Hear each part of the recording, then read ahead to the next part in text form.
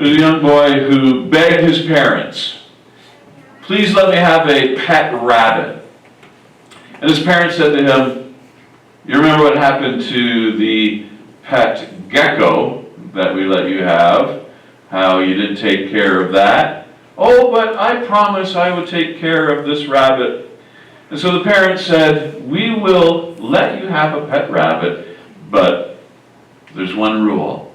You have to feed it every day. You have to clean its cage every day without being reminded. Oh, I can do that, no problem. And sure enough, days went by and procrastination set in, and the novelty of the pet rabbit started to fade, and the young boy didn't do any of the feeding without being reminded. He didn't do any of the cage cleaning without being cajoled to do so.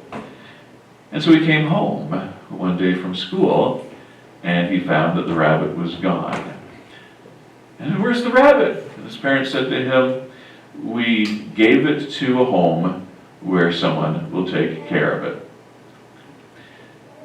Do you think maybe that kid learned about consequences on that day? We don't know. Maybe the kid did, maybe the kid did not. But what the kid was learning in real time is that your actions have consequences. Or in his case, your inaction has consequences. When Paul says to the church in Galatia, God isn't going to be mocked. What you sow, you're going to reap. And maybe you caught that. Maybe your mind stuck on that at the beginning of the verse that we read. What do you mean God will not be mocked? You look at it this way. Just because we believe in God does not mean that we are somehow immune from the consequences of our actions and our inaction in this world. What we do and what we do not do has an impact on the world through our lives. And God will not be mocked is a way of saying, don't think God is going to rescue you from those consequences. You're not immune to how it is that the world works. Paul goes on to say, if you are going to sow, he's using this agricultural metaphor, if you're going to sow bigotry or sow the idea that white people are supreme, you're going to reap a harvest of hate. If you are going to invest your lives, stick your lives to what you purchase as making your life meaningful, then you're going to reap a sense of emptiness in your life. Paul is saying what you do matters. Now, for those of you who love theology and know that over 500 years ago, some guy named Martin Luther kicked off the Protestant Reformation by nailing some of his ideas, his critique of the church on a church wall, you'll know that foundational to this idea of the Reformed Church is that we don't believe that our actions are what get us salvation. And I'm bringing that up right now because as we read what Paul is saying to the Galatians, I don't want us to be thinking, oh, if we behave well, if we stick our lives to things that are good, we'll somehow earn God's grace. Luther was very clear. God's grace is free, and there's nothing that we do or don't do that earns it. It's a gift from God. However, Luther and all of those who followed in our tradition were very clear that what we do in this life matters. The way we live morally, our ethical choices matter. That if you sow to your own flesh, is how Paul puts it, that is, if you put your sticker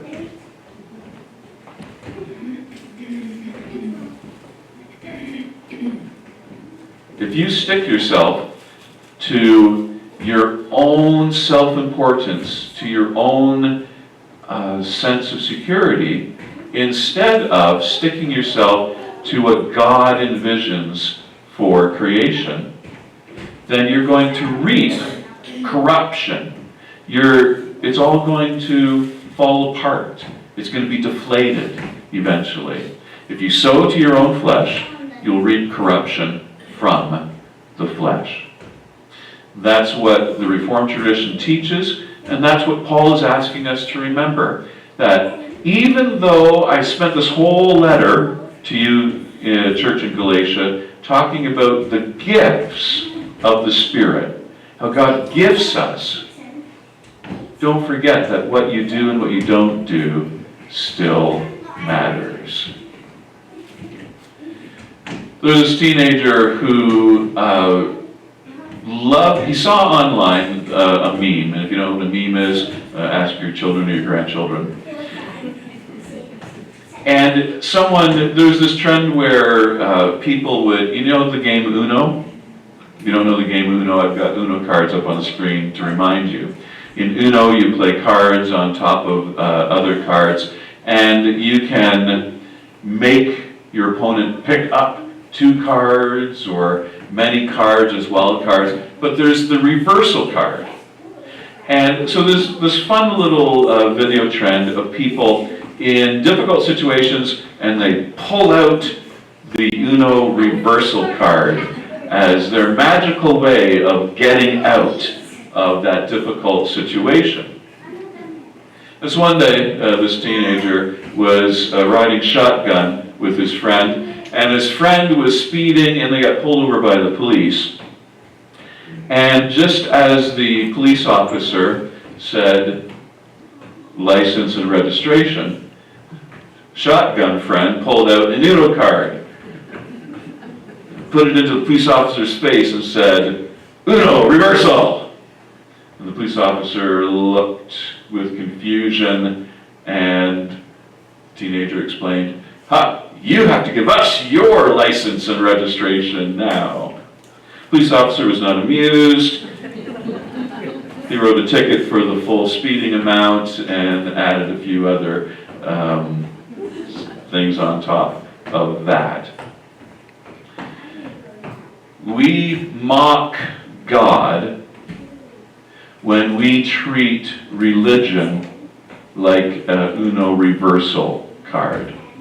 We mock God when we believe that there's something about our relationship with God that we can pull out as a reversal, or if you rather, Monopoly game, get out of jail free card, convincing us that we are not responsible for our actions, that we are immune from the consequences of our behavior.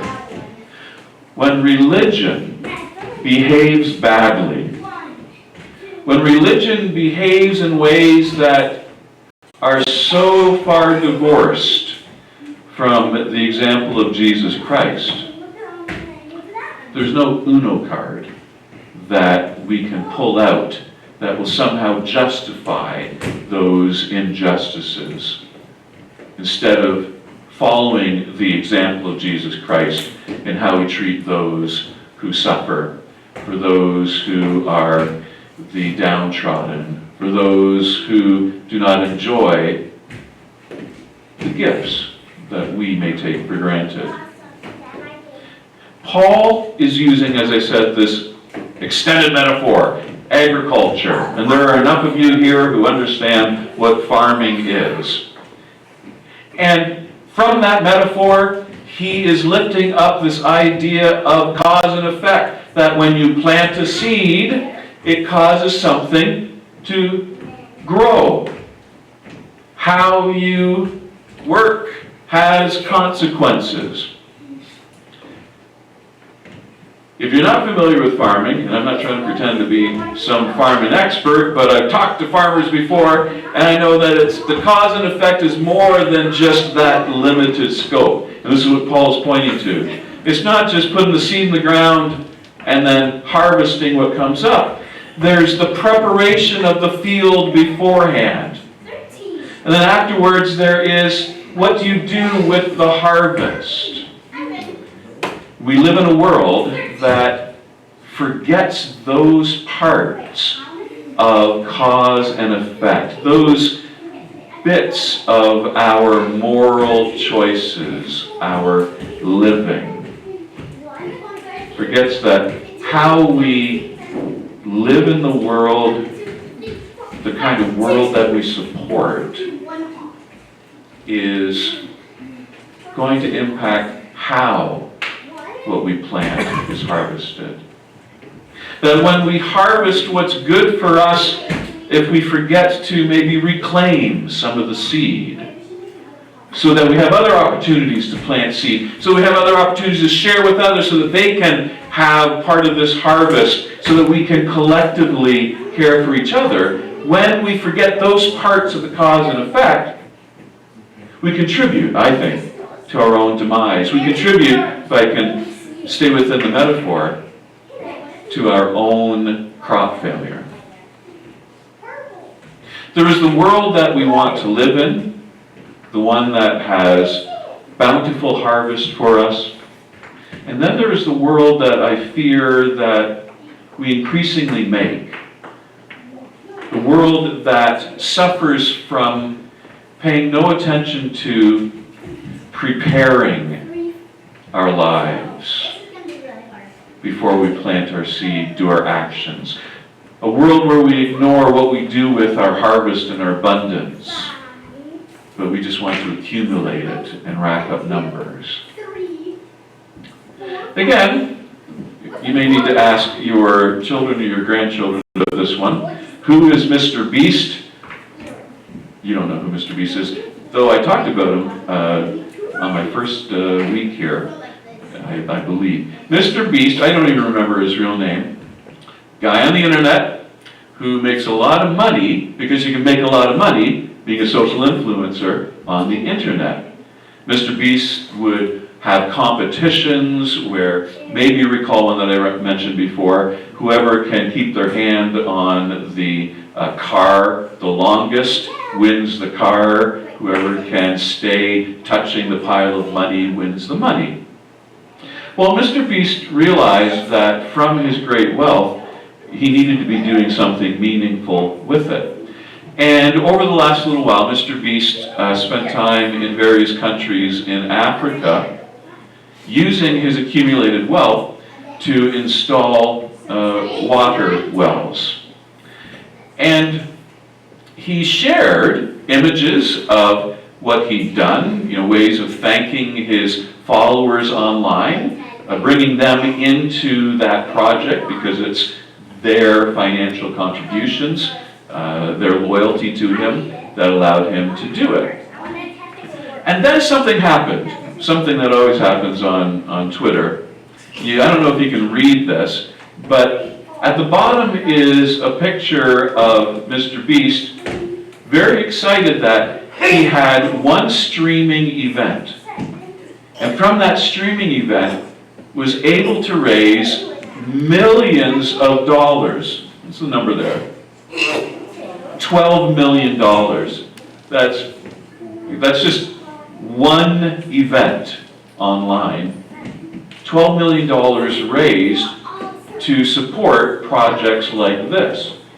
And the internet, being what the internet is, had this comment bounce back to him. I can't even see there. It says something like, Mr. Beast is the most evil person alive today. That's what the internet does. Criticize and tear down what others do.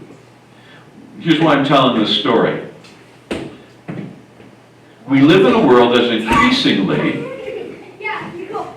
discounting preparation that goes into making the world a better place, that discounts what it is that we do with our harvest. We live in a world that increasingly is only looking at, are people seeing you plant a seed, and are you reaping a harvest? Or to put it differently, the person who criticized Mr. Beast for all of this work thought that they could simply pull out a Uno card and with one criticism undo the meaning and significance of what millions of people contributed towards for a bountiful outcome. That is not the world that Paul wants for the church in Galatia, and that is not the world that as followers of Jesus Christ we're called to do. Paul says, let us not grow weary in doing what is right. Well, it's hard to stay excited about doing what's right if at every turn the hidden work of preparing the field and the selfless task of sharing your abundance is seen as insignificant. Let us not grow weary in doing what is right, for we will reap at harvest time if we do not give up.